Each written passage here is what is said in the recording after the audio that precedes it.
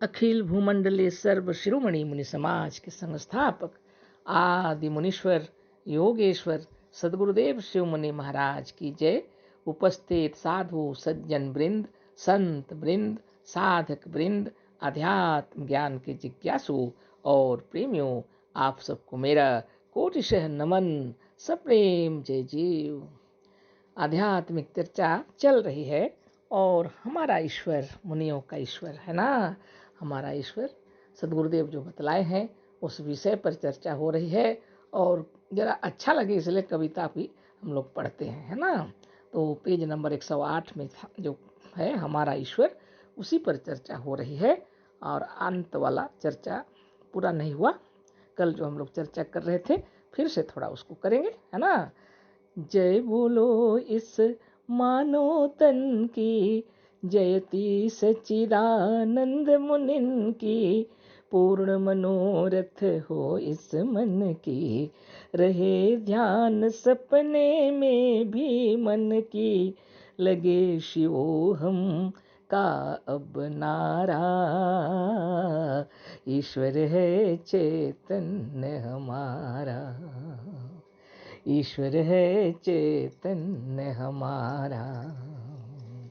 धन्य धन्य सदगुरुदेव शिव मुनि महाराज और धन्य इन रचना करने वाले सदगुरु के इस फिलोसफी को रचने वाले राम लखन मुनि जी, कविता का रूप देने वाले, है ना।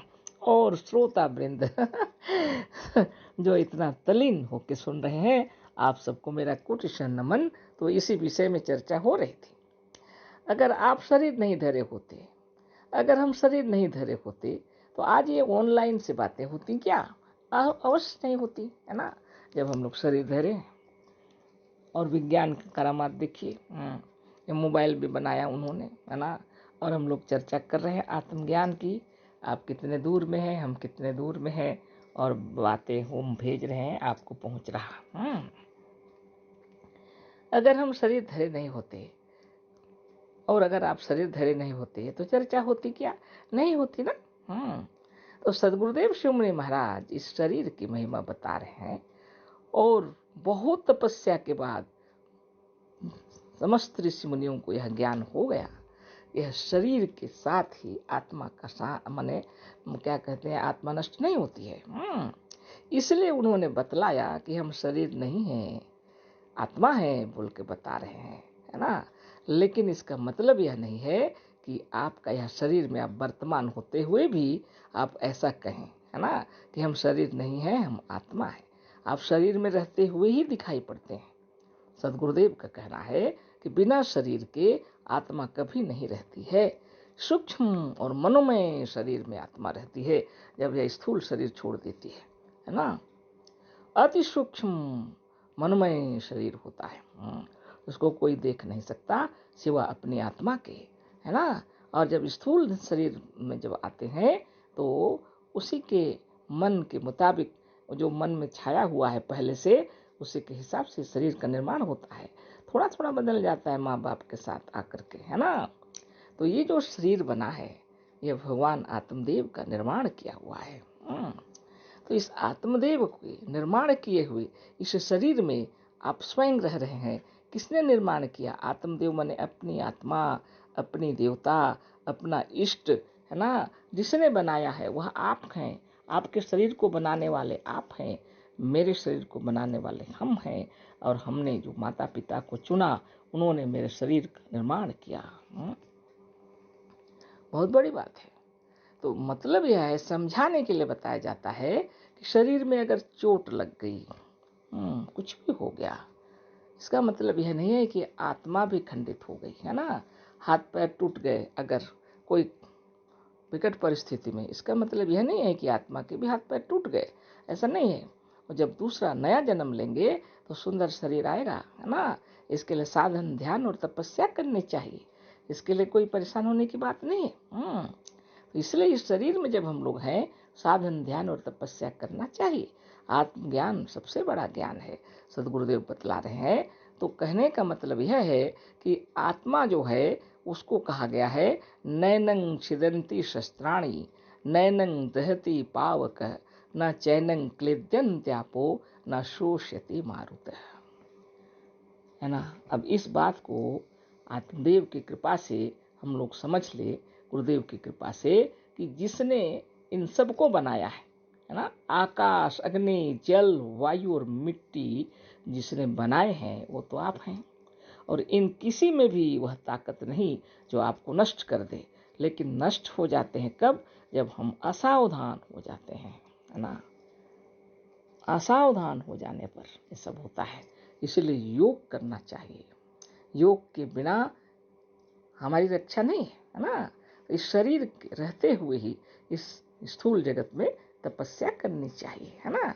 और सूक्ष्म और मनोमय में तो अकेले ही होते हैं, बिल्कुल मनोमय संसार होता है और अपने अकेले होते हैं।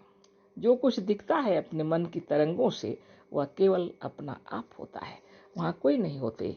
जैसे स्वप्न में जो दिखलाई पड़ता है वहाँ कोई दूसरे नहीं होते, सिर्फ हम होते हैं, हमारी इच्छाएं होती हैं, हमारी विचारधारा होती है। और वहाँ जो कोई भी दिखाई पड़ते हैं, गुरुजन दिखलाई पड़े, चाहे भगवान दिखलाई पड़े, जो कोई माता पिता दिखलाई पड़े, दोस्त मित्र दिखलाई पड़े, जो भी दिखता है स्वप्न में कोई नहीं रहता, स्वयं अपनी आत्मा के, है ना। सिवा अपनी आत्मा के कोई नहीं रहता। इस बात को तत्व से समझ लेना है। और स्वप्न के शरीर में जब हम लोग दौड़ रहे होते हैं उस समय इस शरीर को हम लोग दौड़ते हुए नहीं देखते, ये तो स्थिर रहता है। हम बहुत ज़्यादा डर जाने पर, भयभीत हो जाने पर शरीर में कंपन उत्पन्न हो जाती है। कभी कभी लोग चिल्ला के उठ बैठते हैं, क्योंकि अभी इस शरीर का संपर्क बना रहता है। स्थूल शरीर में जब हम रहते हैं और सो रहे होते हैं या गहरी नींद में हों या तुरीय अवस्था में भी चले जाएं, और अगर अचानक हम लोग जागृत में आ जाएं तो अलग बात है। तो मगर यह कहना यह है कि इस शरीर का और सूक्ष्म शरीर का संपर्क बना हुआ रहता है जब हम लोग सो रहे होते हैं, सुसुप्ति में हो या तुरीय में हो। लेकिन जब इस शरीर को छोड़कर आत्मदेव हमेशा के लिए चले जाते हैं तो उस समय दोबारा इस शरीर में बाई चांस कोई कोई आ जाते हैं, गलती से शायद ऐसा होता होगा, कोई कोई आ जाते हैं शरीर में फिर से। लेकिन जब छोड़ दिए पूरी तरह तो फिर इस शरीर में कोई हलचल नहीं होती है ना। हमेशा के लिए चले जाते हैं, उसका कोई प्रभाव नहीं पड़ता इस शरीर में।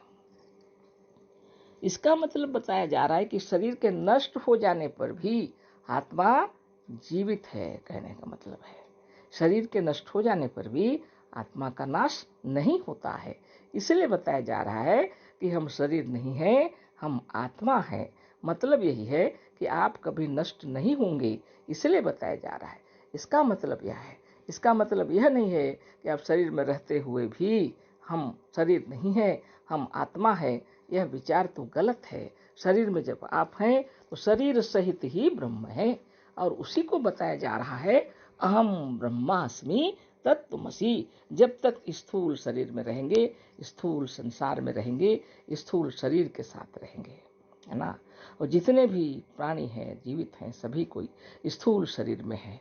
आप उनको यह नहीं कह सकते कि यह आत्मा जो है शरीर नहीं है और उसको मारो, काटो, पीड़ा पहुंचाओ, ये तो अच्छी बात नहीं है। शरीर में, स्थूल शरीर में जब किसी को पीड़ा पहुंचाया जाता है तो कष्ट मालूम होता है। तो कष्ट किसको मालूम होता है? खुद को, आत्मदेव को, है ना। तो किसी को पीड़ा पहुंचाना अच्छा नहीं है। इसीलिए मुनि समाज में सर्वप्रथम अहिंसा का पालन करने के लिए लिखा गया है। किसी का दिल मत दुखाओ, किसी को शारीरिक यातना मत दो, किसी को पीड़ा मत पहुंचाओ। बात ऐसी है ना। इसका मतलब यह नहीं है कि आत्मा को कोई दुख सुख का एहसास नहीं होता है, ये सब गलत बातें हैं। आत्मा के रहने से इस शरीर में दुख सुख का एहसास होता है। शरीर में जब आत्मा ही न हो तो दुख सुख का एहसास कैसे होगा, है ना। आँख, नाक, कान, जीभ, त्वचा सब पंच कर्मेंद्रिय, पंच ज्ञानेंद्रिय सब रहते हुए भी आत्मदेव के चले जाने पर, इस प्राण के निकल जाने पर सब निष्क्रिय हो जाते हैं, कुछ भी काम नहीं करते, है ना। और जो शरीर में आत्मदेव रहते हैं तो सब कार्य करते हैं, है ना। इसी विषय पर चर्चा हो रही है तो इसमें कंप्लीट हो गया, आगे वाला में बात करते हैं। सब प्रेम जय जीव, अशेष धन्यवाद।